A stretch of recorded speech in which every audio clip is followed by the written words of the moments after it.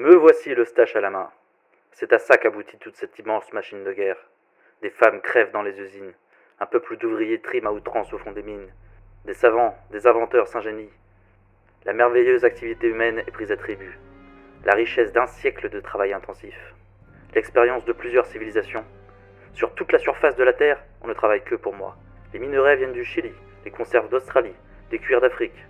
L'Amérique nous envoie des machines-outils, la Chine de la main-d'œuvre. Le cheval de la roulante est né dans la pampa de l'Argentine. Je fume un tabac arabe. J'ai dans ma musette du chocolat de Batavia. Des mains d'hommes et des mains de femmes ont fabriqué tout ce que je porte sur moi. Toutes les races, tous les climats, toutes les croyances y ont collaboré. Les plus anciennes traditions et les procédés les plus modernes. On a bouleversé les entrailles du globe et les mœurs. On a exploité des régions encore vierges et appris un métier inexorable à des êtres inoffensifs. Des pays entiers ont été transformés en un seul jour. L'eau, l'air, le feu, l'électricité, la radiographie, l'acoustique, la balistique, les mathématiques, la métallurgie, la mode, les arts, les superstitions, la lampe, les voyages, la table, la famille, l'histoire universelle sont ces vêtements que je porte. Des paquebots franchissent les océans, des sous-marins plongent, des trains roulent, des files de camions trépident, des usines explosent, la foule des grandes villes se rue au ciné et s'arrache les journaux. Au fond des campagnes, les paysans sèment et récoltent. Des âmes prient, des chirurgiens opèrent, des financiers s'enrichissent, des marraines écrivent des lettres.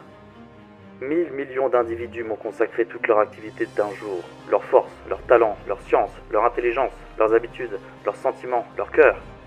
Et voilà qu'aujourd'hui, j'ai le couteau à la main. L'Eustache de Bono. Vive l'humanité. Je palpe une froide vérité sommée d'une lame tranchante. J'ai raison. Mon jeune passé sportif saura suffire. Me voici les nerfs tendus, les muscles bandés, prêts à bondir dans la réalité. J'ai bravé la torpille, le canon, les mines, le feu, les gaz, les mitrailleuses, toute la machinerie anonyme, démoniaque, systématique, aveugle. Je vais braver l'homme, mon semblable, un singe. Œil pour œil, dent pour dent. À nous deux maintenant. À coups de poing, à coups de couteau, sans merci. Je saute sur mon antagoniste. Je lui porte un coup terrible. La tête est presque décollée. J'ai tué le Boche. J'étais plus vif et plus rapide que lui. Plus direct. J'ai frappé le premier. J'ai le sens de la réalité, moi, poète. J'ai agi. J'ai tué. Comme celui qui veut vivre. Nul doute que son séjour dans le secteur a profondément marqué Blaise Cendrars.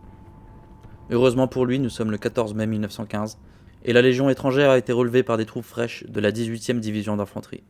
La pluie incessante a rempli d'eau les tranchées, les combattants patauchent dans la gadoue. Aucun assaut n'est prévu aujourd'hui dans le secteur du labyrinthe, mais l'artillerie allemande pilonne toujours avec le même acharnement. Devant cette puissance de feu, certaines unités de première ligne sont forcées de reculer en rampant sur des cadavres en putréfaction.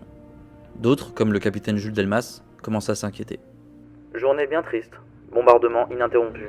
D'où sortent tous ces projectiles? En tirons-nous autant? Je me le demande avec anxiété. Il pleut. Je fais agrandir mon trou afin de pouvoir m'y allonger de tout mon long. Maintenant, je suis protégé des éclats. Mais si un obus tombe sur ma voûte de terre, c'est l'ensevelissement. À la grâce de Dieu. Dans la matinée, Maurice Gabold demande à aller dans Neuville-Saint-Vaast pour voir comment le front évolue et savoir exactement où aller la prochaine fois qu'il doit amener ses missives. Le commandant accepte à la condition qu'il fasse très attention. Et voilà Maurice qui retourne au boyau menant à Neuville. Oh shit, here we go again. Worst place in the world. Le parc du château est très bombardé pour l'instant, et j'en suis le mur pour le contourner en marchant à quatre pattes. Les éclats, les feuilles et les branches d'arbres s'abattent autour de moi, mais le long du mur, on est relativement à l'abri. Au carrefour où les Allemands ont toujours le ventre en l'air, quelques balles saluent mon passage, et me paraissent venir de l'école que je suppose être un bâtiment, dont les ruines et pans de murs sont plus hauts que la maison avoisinante. Je me glisse le long des murs de la rue du Bas, la plupart sont debout, mais l'intérieur vu par des trous des portes et des fenêtres n'existe plus. Des dessins au fusain les recouvrent, ou des indications sur des bouts de planches indiquant que l'ennemi avait divisé le village en secteurs. À la maison qu'occupe à la première, je trouve du 37e, et un agent de liaison me conduit dans l'îlot de l'église à une maison située entre cour et verger que je ne l'aurais jamais découvert de nuit et où se trouve le capitaine Perry et Castille. Ils occupent la cave profonde et voûtée, prolongée par un abri blindé et solidement organisé par l'ennemi durant la campagne d'hiver. Ils ont trouvé des conserves, des journaux, des lettres, et je passe la matinée avec eux, parce que le bombardement régulier de la rue exige que personne ne mette le nez dehors. Les balles de fusil viennent claquer contre le mur du jardin, et nos hommes sont en arrière de ce mur qu'ils ont organisé en y perçant des créneaux, mais les torpilles et les bombes rendent leur situation toujours meurtrière et critique. L'ennemi paraît vouloir défendre le village maison par maison, et cette guerre des rues use une troupe qui fait des pertes continuelles et qui finissent par chiffrer. Le rez-de-chaussée de la maison est éventré du côté de la cour, et donne de cette dernière l'impression d'un décor de théâtre vu de la salle, car l'intérieur est relativement intact avec ses cheminées, ses suspensions et quelques tableaux échappés dans la tourmente. La plupart des glaces, tableaux de famille, se trouvent dans la cave où les Boches avaient créé une sorte d'intérieur confortable en dissimulant les murs par des tentures et des rideaux de lit. Ce ne fut pas le seul PC ainsi aménagé dans une cave que je vis dans nos villes. Je me souviens de certains décorés de dessins et même de poésie sentimentale à la manière de Heine. Vers midi, accalmie dont je profite aussitôt. L'heure du repas est sacrée pour les Boches. Et pendant cette trêve, je regagne sans être inquiété l'ouvrage en cœur, où l'on commençait à s'interroger sur mon sort. L'après-midi se passe suspendu au téléphone à suivre l'attaque que fait le 2e bataillon que commande le capitaine Vétillard depuis la blessure du commandant Hazan. Il se trouve en avant de nous, face à la route de l'île Arras, et essaye d'enlever le boyau von Kluck pour atteindre le fortin, partie du labyrinthe presque isolé mais puissamment organisé. Il réussit d'abord et entre dans von Kluck avec 2 compagnies, mais une contre-attaque débouchant de la droite pendant que la gauche était arrosée de vitriol et de liquides enflammés le contraint à évacuer avec quelques pertes. Tiens, vous avez sorti le vitriol? Comme il me le dit plus tard, ce fut l'abondance d'hommes qui le gêna le plus. Quand il demandait seulement un canon de 37 et quelques grenadiers, on lui envoyait une brigade d'infanterie. La prise et la garde d'un boyau nécessitent 20 hommes résolus, et non pas une quantité de troupes qui s'écrasent dans les places d'armes, encombrent la circulation et se font massacrer dans les tirs de barrage. Pendant ce temps, malgré les trompes d'eau, le massacre continue dans Neuville-Saint-Va, et le sergent Lefebvre arrive au point de non-retour.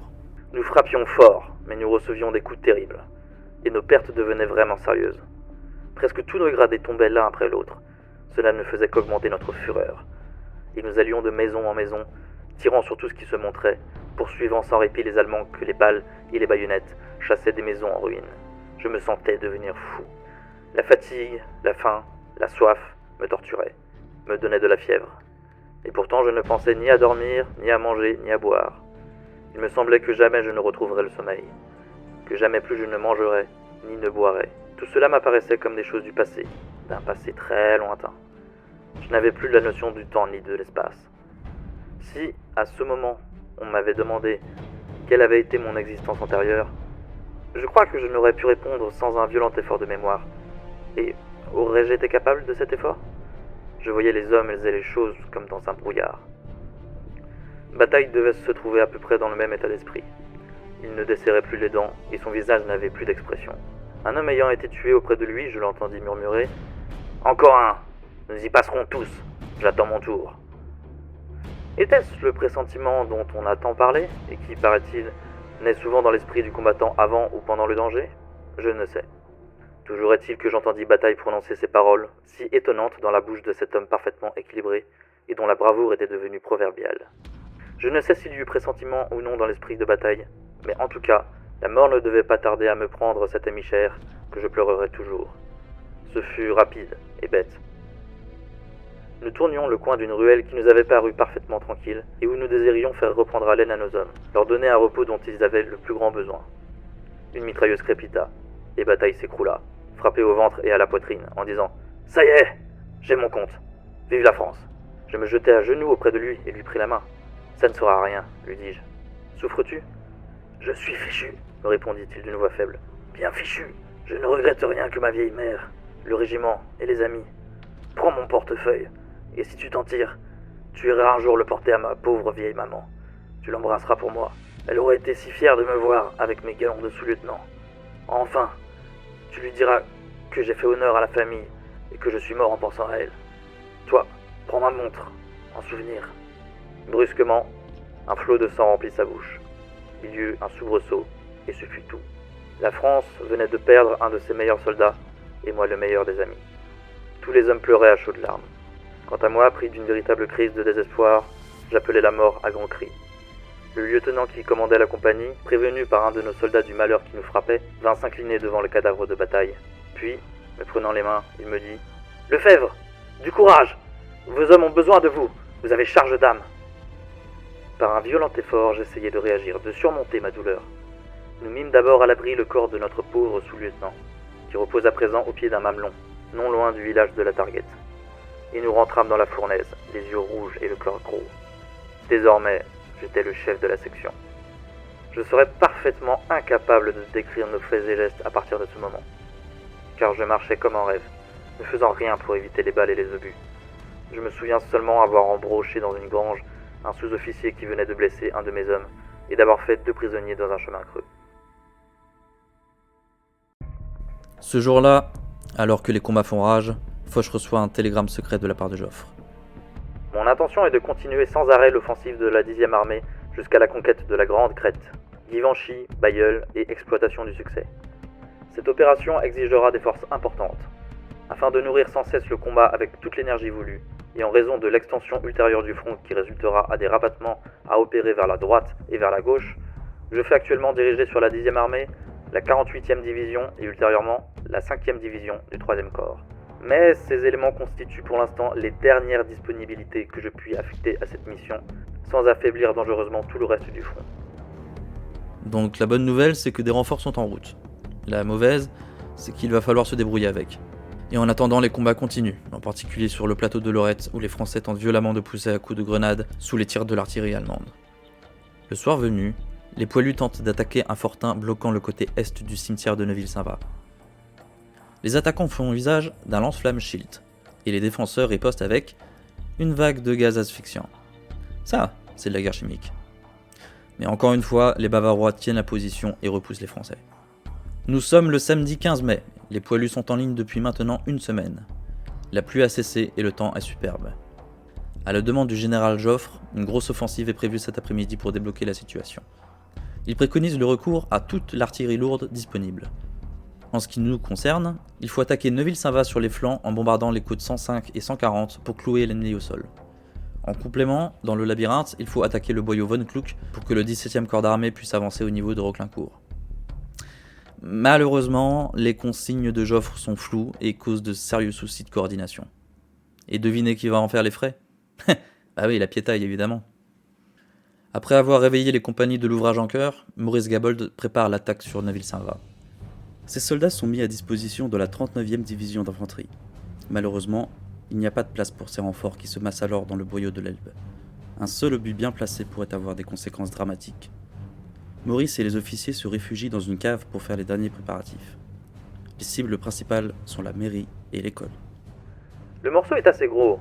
Ces maisons sont enchevêtrées avec beaucoup de petites constructions telles que des poulaillers, petits hangars, buanderies, etc. Le tout est en ruine et très bien organisé défensivement.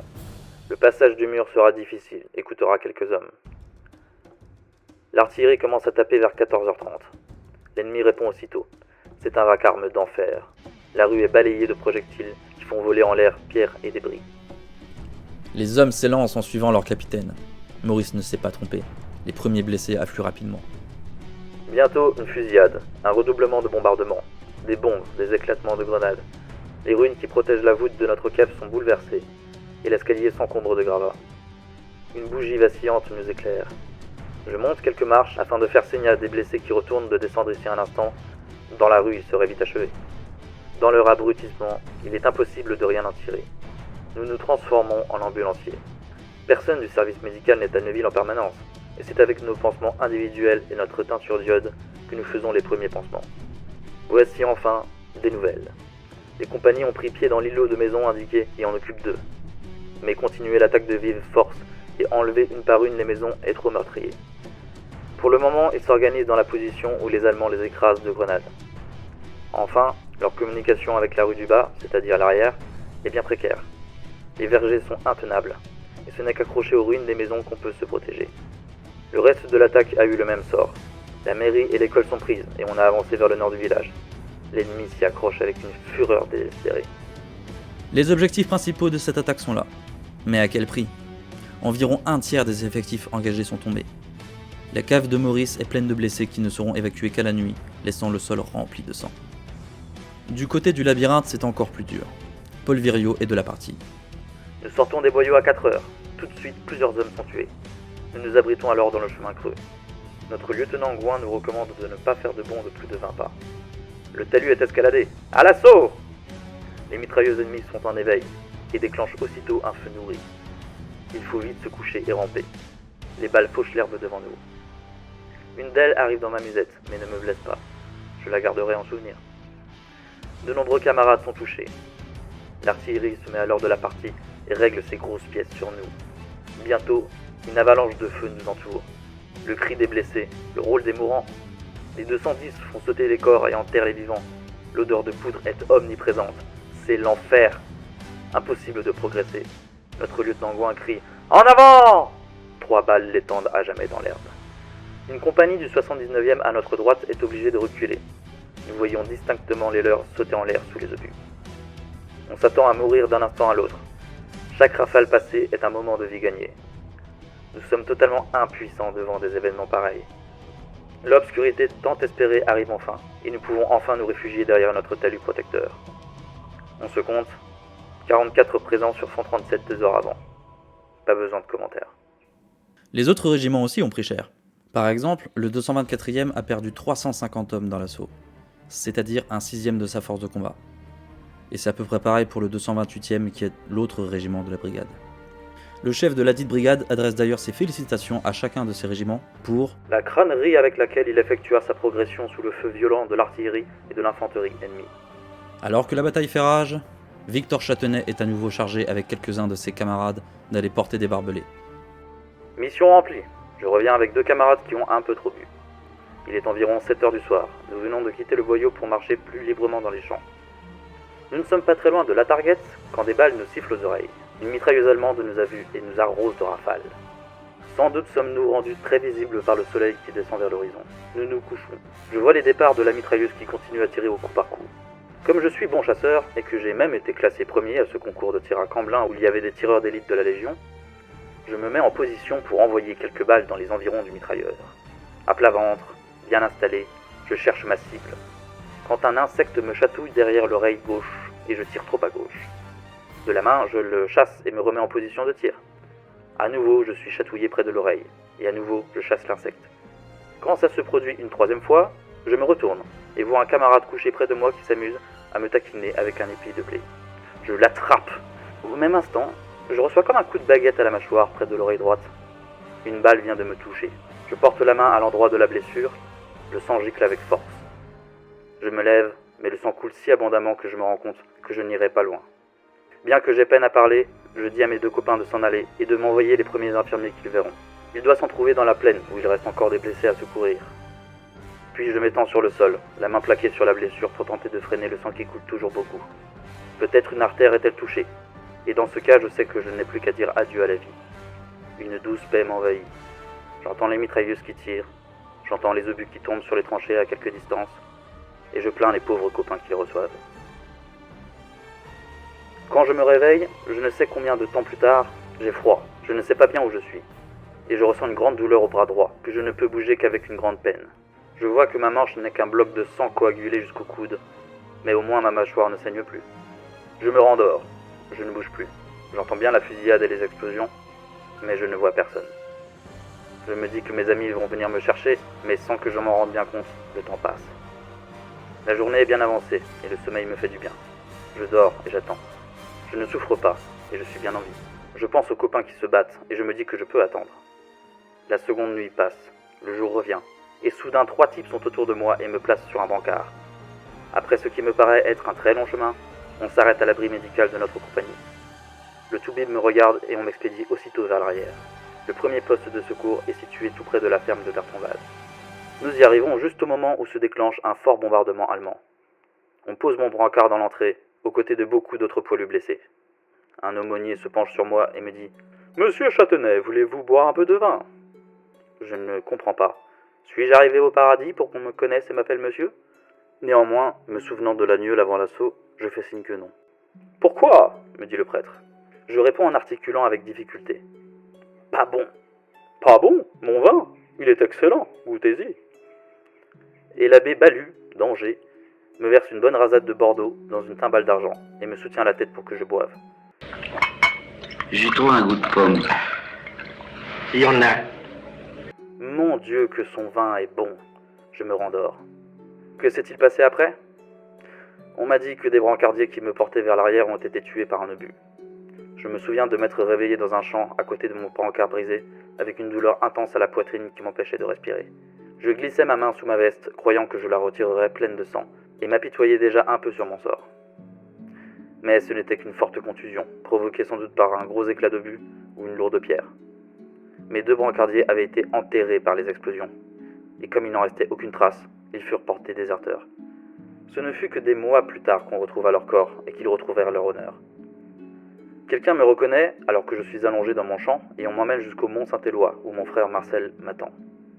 C'était lui qui m'a sauvé la vie, en réussissant à me retrouver là-haut dans la plaine. Il était tombé par hasard sur un de mes camarades de la 4-8 qu'il avait invité à déjeuner. Et ce dernier lui avait indiqué l'endroit exact où gisait, disait-il, mon cadavre.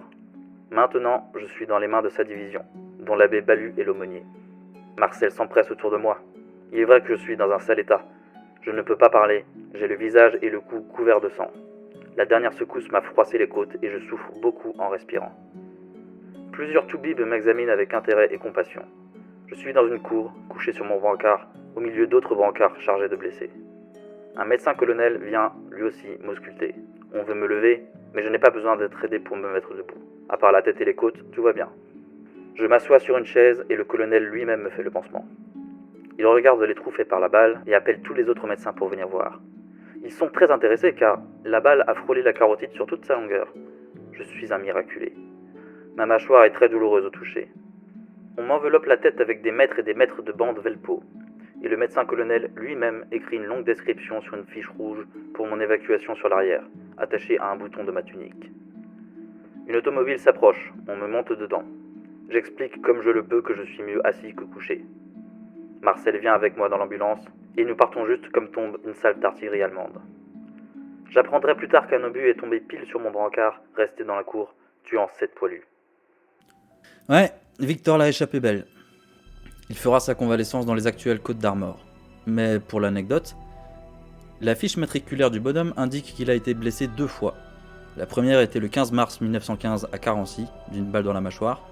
La seconde, le 17 mai 1915 d'un éclat d'obus dans la poitrine. Alors, soit l'administration française s'est trompée, soit Victor Châtenay a confondu les 2 blessures, et s'est trompé sur la date. Vu qu'il a écrit ses mémoires une 50aine d'années après les faits, on peut aisément parier sur cette deuxième option. Autre anecdote rigolote, quelques temps plus tard il retrouvera Billard, son ami qu'il avait dû laisser sur le terrain, quand la Légion s'est repliée de la côte 119. Et Billard lui raconte que pendant qu'il gisait dans le No Man's Land, un adjudant blessé au genou s'est planqué derrière lui et a fait le mort. Le truc c'est que l'adjudant a affirmé avoir tiré au pistolet sur les Allemands qui descendaient vers la côte et en avoir descendu plusieurs. Tu mens, il ment. Cette action d'éclat inventée de toutes pièces lui vaudrait sûrement une citation ou une médaille. Alors Victor décide de débouler dans le bureau du colonel pour établir la vérité. Après confrontation des témoins, justice est rendue, et l'adjudant ne recevra aucune récompense. Bref, revenons au 15 mai, car Victor n'est pas le seul de nos protagonistes à avoir été touché aujourd'hui. Le sergent Lefebvre se prend une balle dans la cuisse gauche. Bien que la blessure soit superficielle, on l'évacue du front. Il accueille cette nouvelle avec une totale indifférence, tant il est à bout physiquement et mentalement, et il est placé dans un hôpital à Limoges, le temps de se remettre. Mais tous ces massacres ont fini par payer, car après un nouvel emploi d'un lance-flamme Shield, l'ennemi a décidé d'arrêter les frais et d'abandonner l'église de Neuville-Saint-Va, ainsi que les maisons aux alentours. Désormais, les parties sud et ouest du village sont conquises. Officiellement, pour les Français, Neuville a été reprise, même si c'est techniquement faux. Les Allemands possèdent encore le nord et l'est. C'est une petite victoire, au goût très amer. Ce même jour, les Britanniques lancent une offensive de diversion sur Festubert. Cela force Ruprecht de Bavière à diriger une partie de ses renforts sur ce point, plutôt que dans le secteur d'Arras. Ce sont 6 divisions au total qui se lancent à l'assaut, avec entre autres des troupes canadiennes et indiennes. Cette offensive se continuera dans les jours qui suivent pour maintenir une certaine pression. Dans le secteur du labyrinthe, avec toutes les pertes d'aujourd'hui, Georges Baudin a du pain sur la planche. Et il raconte : Au soir, nous montons au poste de secours. 4 équipes vont faire un travail de nuit, mais nous ignorons lequel. À 21h, nous partons faire la relève des morts dans les réseaux de fils de fer, ce qui ne nous sourit guère. Mais il faut quand même le faire, et en relever le plus possible, de crainte d'attraper de mauvaises épidémies, peste ou choléra. Car voici les grandes chaleurs, et les morts se décomposent très vite. Enfin, nous partons précédés d'un major qui vient nous montrer l'emplacement. Une équipe sanitaire avec pelle et pioche nous suit. Eux feront les trous, et nous amènerons les morts. Nous détalons dans les boyaux interminables du labyrinthe, si bien que nous arrivons à nous perdre. Et ce n'est que vers minuit que nous commençons le travail plutôt lugubre. Nous prenons 8 morts de la 12e compagnie, puis 4 autres dans un réseau de fils de fer Bosch. Pendant tout ce temps, des fusées lumineuses ne cessent de nous éclairer, ce qui nous oblige à nous coucher à chaque instant. D'autre part, les balles n'arrêtent pas de nous siffler aux oreilles. À 3h du matin, le jour n'allant pas tarder à apparaître, nous revenons au poste de secours, laisser les brancards, et nous redescendons à nos abris, où nous sommes heureux de nous reposer. À un endroit, le long de la route de Béthune, il y a un amas de tués de 79e, environ 50, qui sont couchés côte à côte. Le 79e a eu en 4 jours environ 1100 hommes hors de combat, et le 37e 1200. Mais le chiffre des blessés est de beaucoup supérieur à celui des tués, ce qui a été l'opposé pour nous. Ils ont eu, en outre, un gain considérable de terrain. Du côté des Bavarois, c'est la fin du voyage. Ils sont arrivés au bout de leur effort surhumain. Et à partir de cette nuit, les divisions de réserve se font progressivement relever par des troupes fraîches. Leur abnégation s'est payée au prix fort. Et certaines compagnies ont des taux de perte atteignant 100%. 100%. Personne n'a jamais fait mieux. Anéanties, ces unités auront besoin d'un mois entier de réorganisation avant de nouveau être opérationnelles. Mais leurs défenses intrépides en ont fait des héros de guerre, et leurs remplaçants sont bien décidés à ne pas laisser passer les Français.